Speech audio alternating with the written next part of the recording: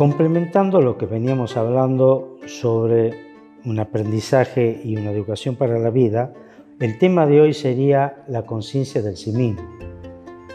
Pero a esto querría enmarcarlo dentro de lo que vendría a ser la autoconciencia. La autoconciencia vendría a ser un apartado dentro de lo que es las ciencias neurociencia, porque la autoconciencia sería la base, los cimientos de todo aprendizaje.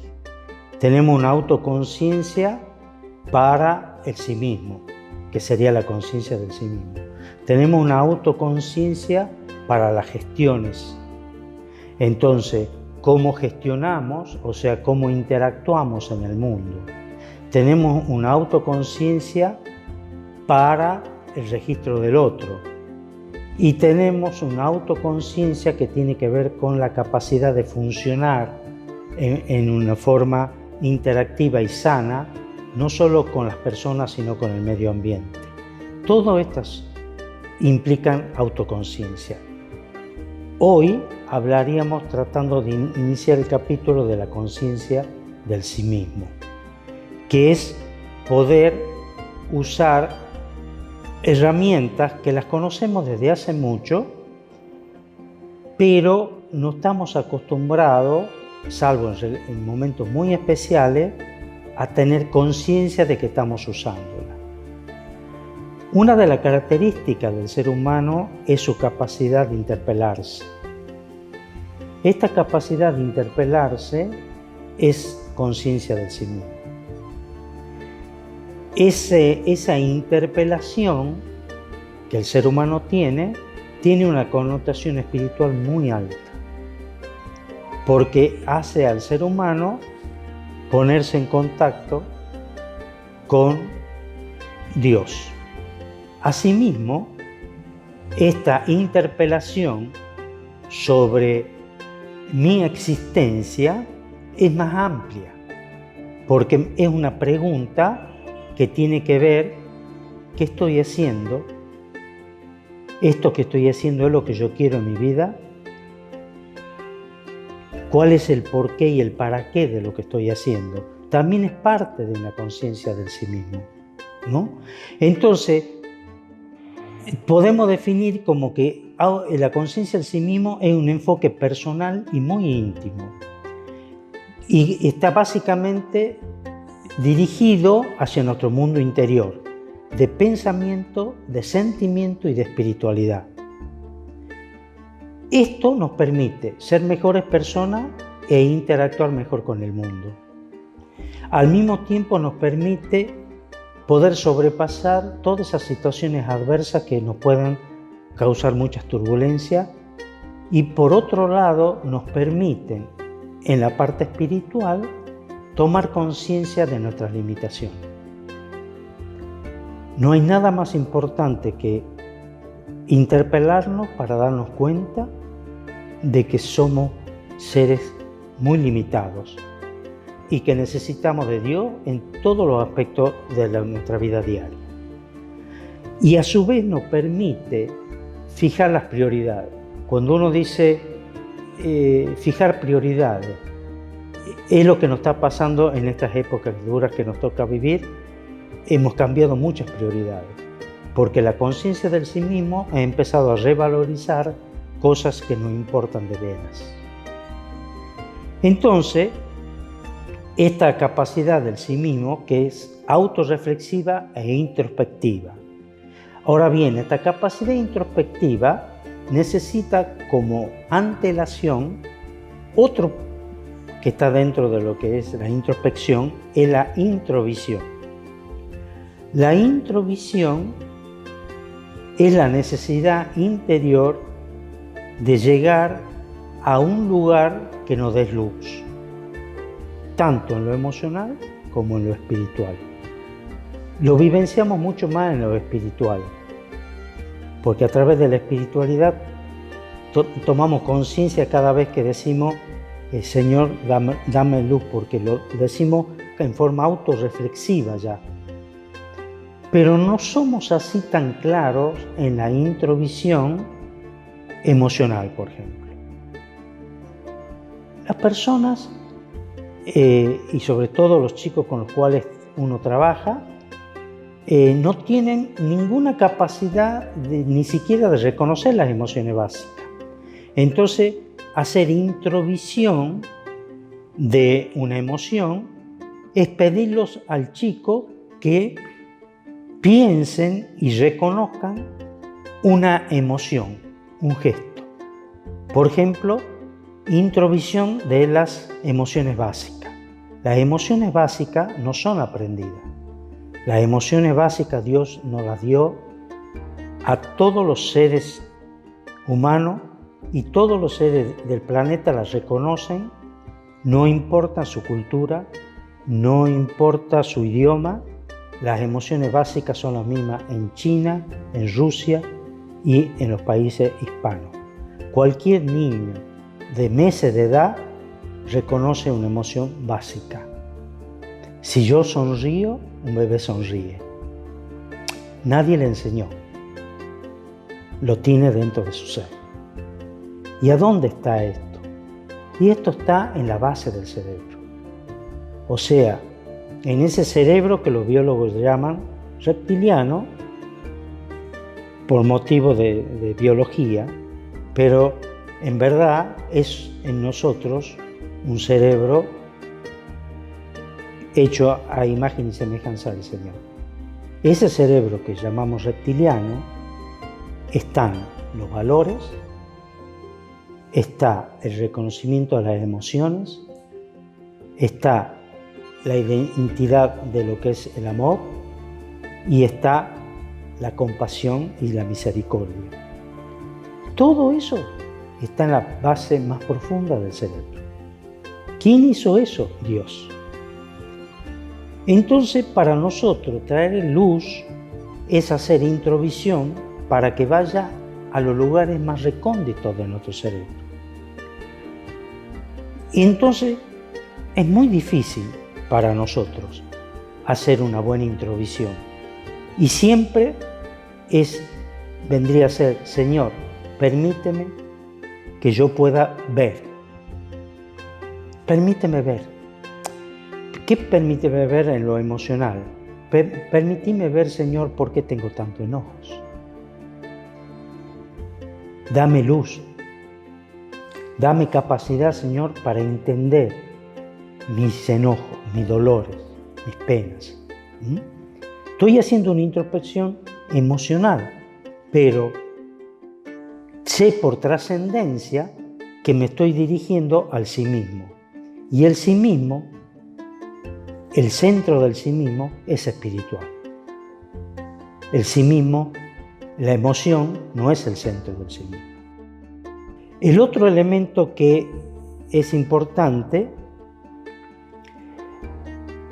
que en esa introspección, en esa introvisión primero, logramos vernos, tener luz, y ahí viene la segunda parte,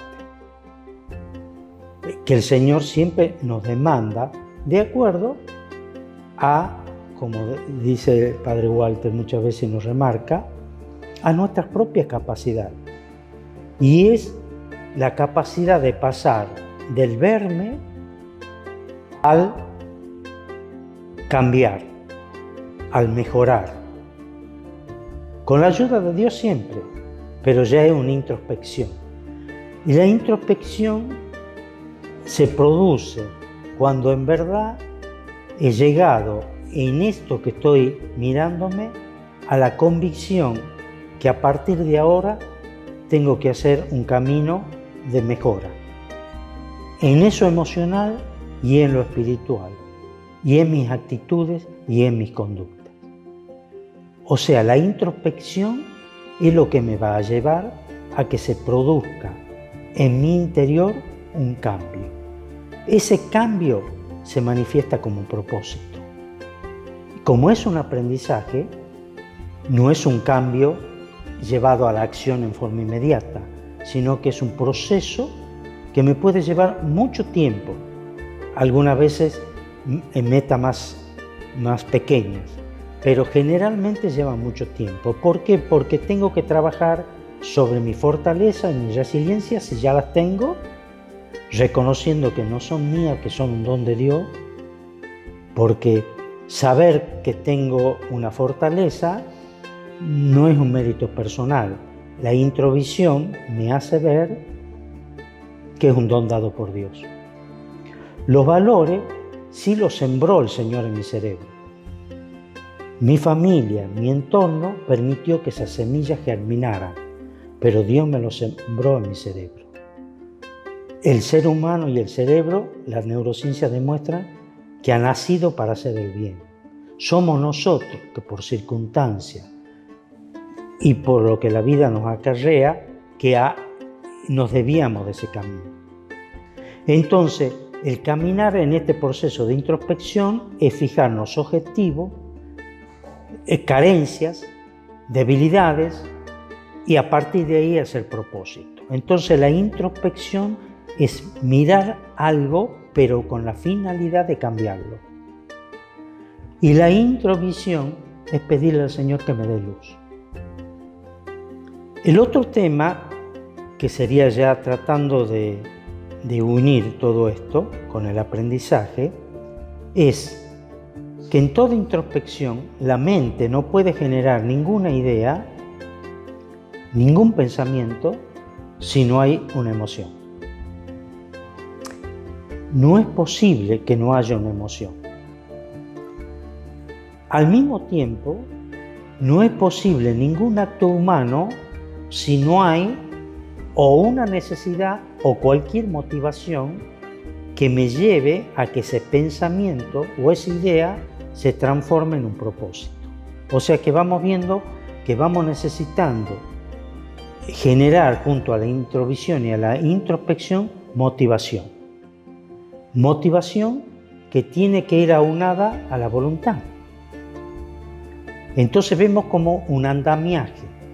Tengo introvisión, tengo introspección y aparece lo que vendría a ser una meta. Y esa meta tiene fases, que es lo que nosotros tratamos de enseñar a los chicos en los talleres, que es la planificación. Planificar las situaciones frente a problemas. Nosotros en la neurociencia tendemos a separar los problemas de aquellas acciones que más que nada son desafíos. Y para ello dividimos el análisis del problema en dos partes, haciendo una buena introspección. La primera parte es que tengo que aprender a describir perfectamente el problema que quiero encarar. ¿Qué quiere decir eso? Tengo que enmarcarlo. Es como hacer el zoom con una foto. Cuando uno hace zoom, saca de contexto un montón de elementos importantes y enfoca. Sería la atención focalizada. Enfoco y en ese foco que estoy, trato de sacar todos los otros elementos que me impidan o me obstaculicen profundizar el conocimiento. Cuando tengo claro que sobre ese tema quiero actuar, el segundo tema, la segunda parte de la segunda fase, es si es algo que sé cómo hacerlo, pero no puedo por las interferencias, mi falta de voluntad, no tengo las herramientas. O sea, no es en verdad un problema. En cambio, cuando es un problema, no tengo la más mínima idea de cómo solucionarlo. Y ahí también amerita una introvisión para que el Señor me dé luz, porque no tengo idea cómo se resuelve. Sé que tengo que pedir ayuda, sé que tengo que prepararme, pero no sé cómo hacerlo. Entonces, el problema se caracteriza porque sé qué quiero encarar, pero que la segunda parte de esta fase no tengo la más mínima idea de cómo se hace. Y ahí me aparecen los referentes, ahí me aparecen los testigos, ahí me aparece el cerebro social, ahí me aparece el otro que me guía, ahí me aparece Dios que me ilumina. En cambio, en los otros es un problema que sé, no quizá en los detalles más finos, pero sé cómo hacer. Necesito voluntad, necesito prepararme y necesito hacerlo, pero sé cómo hacer, cómo realizarlo.